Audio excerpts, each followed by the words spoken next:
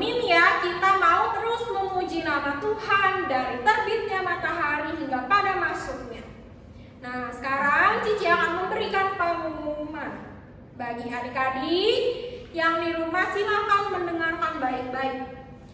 Yang pertama, setiap hari Minggu kita tetap melakukan ibadah sekolah minggu jam 1 siang. Bagi adik-adik kelas Batita bisa mengikuti ibadah melalui YouTube Sekolah Minggu GKI Ampera. Bagi adik-adik kelas kecil bisa mengikuti ibadah melalui Zoom. Dan juga bagi adik-adik yang kelas besar bisa mengikuti ibadah melalui dua cara, yaitu online dan offline. Online yaitu adik-adik tetap beribadah melalui Zoom. Offline yaitu adik-adik bisa datang ke gereja dengan membawa surat persetujuan dari orang tua, atau orang tua dari adik-adik kelas besar bisa menghubungi Cici Koko kelas besar. Sekarang kita akan mendengarkan firman Tuhan. Mari kita mengangkat pujian Roh Kudus yang manis.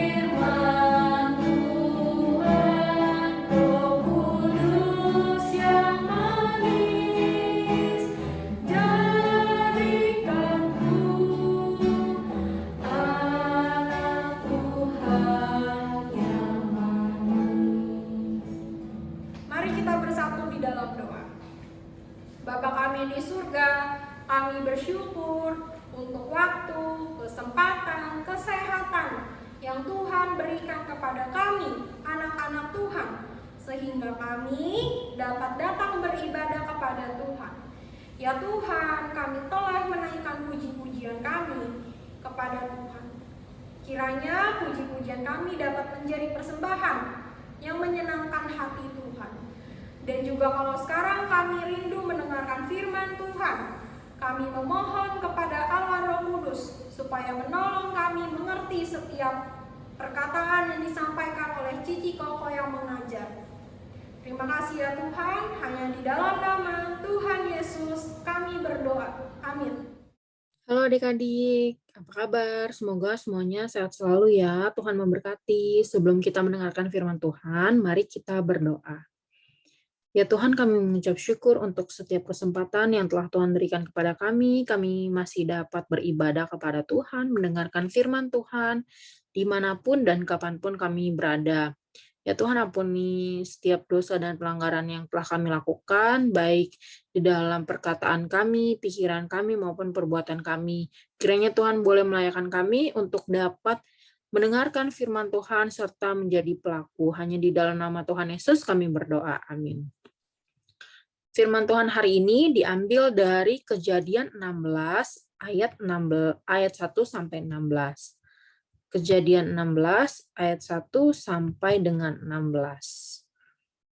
Silakan dibuka Alkitabnya di Kejadian 16 ayat 1 sampai 16. Mari kita baca bersama-sama ya. Adapun Sarai istri Abram itu tidak beranak. Ia mempunyai seorang hamba perempuan orang Mesir, Hagar namanya. Berkatalah Sarai kepada Abram, "Engkau tahu Tuhan tidak memberi aku melahirkan anak, karena itu baiklah hampiri hambaku itu. Mungkin oleh dialah aku dapat memperoleh seorang anak." Dan Abram mendengarkan perkataan Sarai. Jadi Sarai, istri Abram itu mengambil Hagar, hambanya orang Mesir itu, yakni ketika Abram telah 10 tahun tinggal di tanah Kanaan, lalu memberikannya kepada Abram suaminya untuk menjadi istrinya. Abram menghampiri Hagar, lalu mengandunglah perempuan itu. Ketika Hagar tahu bahwa ia mengandung, maka ia memandang rendah akan nyonya itu. Lalu berkatalah Sarai kepada Abram, "Penghinaan yang kuderita ini adalah tanggung jawabmu. Akulah yang memberikan hambaku ke pangkuanmu, tetapi baru saja ia tahu bahwa ia mengandung, ia memandang rendah akan aku. Tuhan kiranya yang menjadi hakim antara aku dan engkau." Kata Abram kepada Sarai, "Hambamu itu di bawah kekuasaanmu, perbuatlah kepadanya apa yang kau pandang baik." Lalu Sarai menindas Hagar, sehingga ia lari meninggalkannya. Lalu malaikat Tuhan menjumpai dekat suatu mata air di padang gurun, yakni dekat mata air di jalan Kasyur. Ayat 8 katanya, "Hagar hamba Sarai, dari manakah datangmu dan kemanakah pergimu?" Jawabnya, "Aku lari meninggalkan Sarai nyonyaku." Lalu kata malaikat Tuhan itu kepadanya, "Kembalilah kepada nyonyamu, biarkanlah engkau ditindas di bawah kekuasaannya." Lagi kata malaikat Tuhan itu kepadanya, "Aku akan membuat sangat banyak keturunanmu sehingga tidak dapat dihitung karena banyaknya." Selanjutnya kata malaikat Tuhan itu kepadanya, "Engkau mengandung dan akan melahirkan seorang anak laki-laki dan akan menamainya Ismail. Sebab Tuhan telah mendengar tentang penindasanmu itu." Ayat ke-12, "Seorang laki-laki yang lakunya seperti keledai liar, demikianlah anak itu nanti. Tangannya akan melawan tiap-tiap orang, dan tangan tiap-tiap orang akan melawan dia. Dan di tempat kediamannya ia akan menentang semua saudaranya." Kemudian Hagar menamakan Tuhan yang telah berfirman kepadanya itu dengan sebutan "Engkaulah El Roi." Sebab katanya, "Bukankah di sini kulihat dia yang telah melihat aku?" Sebab itu sumur tadi disebutkan orang Sumur Lahai Roi, letaknya antara Kades dan Beret. Lalu Hagar melahirkan seorang anak laki-laki bagi Abram, dan Abram menamai anaknya yang dilahirkan Hagar itu Ismail.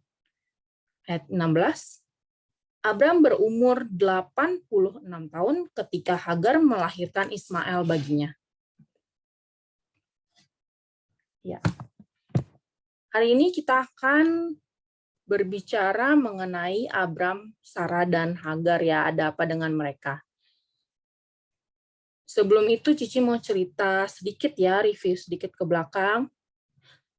Pada awalnya Allah menciptakan segala sesuatu dengan sangat baik. Kalau kita lihat di Kejadian pasal 1, ya, Kejadian pasal 1 sampai selanjutnya Allah menciptakan langit dan bumi, binatang, tumbuhan, bahkan Allah menciptakan manusia itu sungguh amat baik. Allah menciptakan manusia beda dengan manusia lainnya. Allah mendesain manusia itu menurut gambar dan rupa Allah. Tapi manusia malah lebih pilih dosa. Manusia malah lebih ingin melakukan dosa. Lalu dari dosa itu muncullah pemberontakan, kekerasan, bahkan sampai kematian. Terus pertanyaannya,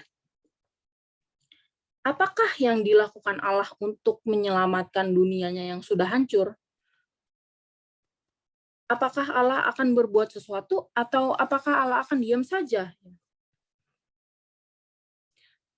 Yang Allah lakukan adalah Allah sudah mempersiapkan karya penyelamatan bagi umatnya, yaitu ketika manusia sudah jatuh dalam dosa karena upahnya adalah maut selama-lamanya, Allah tidak mau membiarkan manusia jatuh ke dalam dosa atau jatuh ke dalam maut. Tidak ada cara lain agar terhindar dari maut kecuali Allah sendirilah yang menyelamatkan manusia, yaitu melalui Yesus Kristus. Dari awal Allah sudah mempersiapkan karya penyelamatan bagi manusia. Ya, Allah tidak diam saja ketika dunia sudah banyak sekali pemberontakan. Lalu karya penyelamatan itu sebelum sampai kepada Yesus Kristus dimulai dari Abram yang kita kenal dengan Abraham. Nah, Abram ini siapa sih? Sedikit biografinya. Abram ini adalah anak dari Terah, ya, ayahnya ini namanya Terah, asalnya dari Ur Kasdim di Mesopotamia Selatan, istri sahnya adalah Sarai, yang selanjutnya adalah Hagar dan Ketura. Nah, hari ini saya mau membahas tentang Sarai dan Hagar, ya, istrinya Abram. Nah, pada waktu itu Sarah ini tidak punya anak. Sarah ini mandul dan dia juga sudah tua. Dalam dunia medis pasti kalian sudah tahu bahwa jika sudah tua, apalagi mandul dan mati haid, sudah pasti tidak bisa punya anak. Tetapi Allah berjanji sama Abraham, kamu akan memiliki keturunan yang sangat banyak seperti bintang-bintang di langit dan pasir di laut. Kalau kamu bisa menghitung bintang di langit dan pasir di laut, keturunanmu juga akan bisa dihitung. Saking banyaknya keturunan Abram. Tapi setelah tunggu lama sekali, ya, sudah menunggu 10 tahun belum dapat juga keturunannya. 10 tahun itu bukan jangka waktu yang sebentar, ya. 10 tahun itu sangat lama. Kalau 10 tahun dari sekarang aja udah tahun berapa?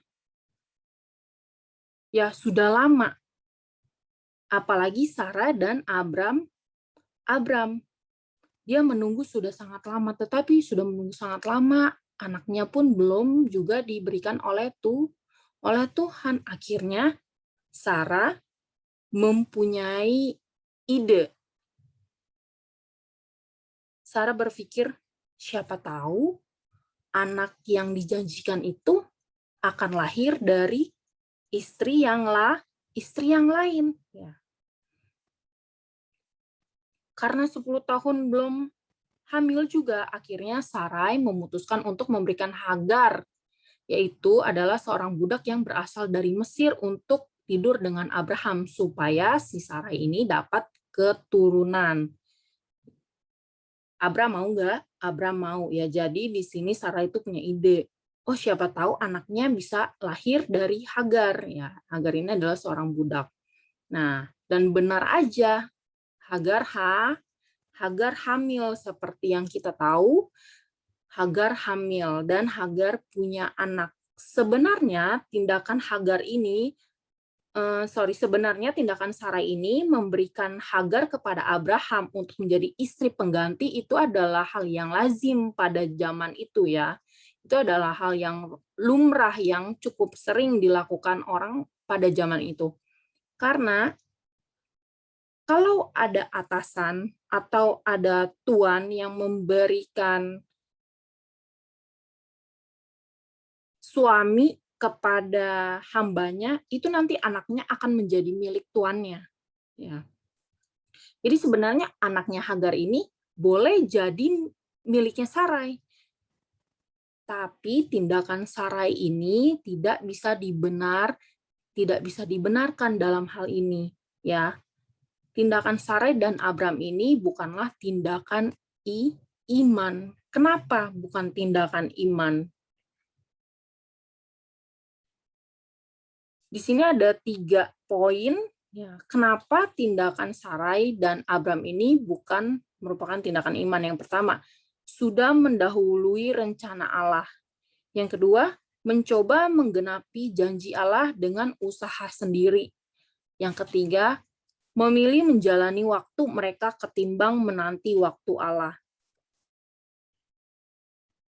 Walaupun akhirnya kita tahu pada Kejadian 21, nanti kalian boleh baca, pada Kejadian 21, akhirnya setelah 25 tahun menunggu dari janji Allah yang pertama, Sarah akhirnya mengandung dan melahirkan seorang anak yang namanya adalah Ishak ya.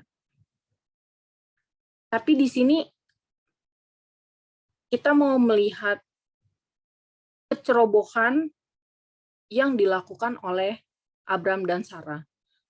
Mereka mendahului rencana Allah, mereka mau mencoba berusaha menggenapi janji Allah dengan usahanya sendiri, dan mereka juga mau menjalani waktu mereka ketimbang mereka menanti waktunya Allah gitu. Tadi kan saya bilang tindakan Abram ini dan Sarah bukanlah tindakan iman. Padahal beriman itu memang tidak mudah ya, beriman itu memang tidak mudah. Ada ujian besar di dalam beriman. Beriman itu apa sih? Apa sih yang harus kita lakukan sebagai orang yang beriman? Sebagai orang yang beriman, harusnya kita membiarkan Allah bekerja sesuai dengan waktunya Allah. Harusnya kita menanti waktunya itu dengan iman, dengan harapan, dan dengan kasih, walaupun tidak mudah ya. Sarah dan Abram ini menunggunya bukan 1-2 tahun saja. Dia menunggu sampai 25 tahun baru mempunyai anak. Walaupun Abram dan Sarah ini gagal dalam tanda kutip beriman kepada Allah pada waktu itu untuk mendapatkan anak dari Allah, tapi Allah tetap menyatakan kuasanya. Walaupun manusia gagal dalam beriman, tapi Allah tidak pernah mengingkari janjinya. Allah selalu setia kepada janjinya. Tidak ada yang dapat menggagalkan rencana Tuhan, yaitu rencana karya penyelamatan yang akan digenapi oleh Kristus Yesus. Jadi walaupun kita berusaha semaksimal mungkin untuk sepertinya membantu rencana Allah, tetapi kalau itu bukan rencana Allah, itu tidak akan terjadi. Allah mempunyai rencana tersendiri untuk mendatangkan kebaikan di dalam hidup kita. Sama halnya seperti rencana Allah kepada Abram. Rencana Allah kepada Abram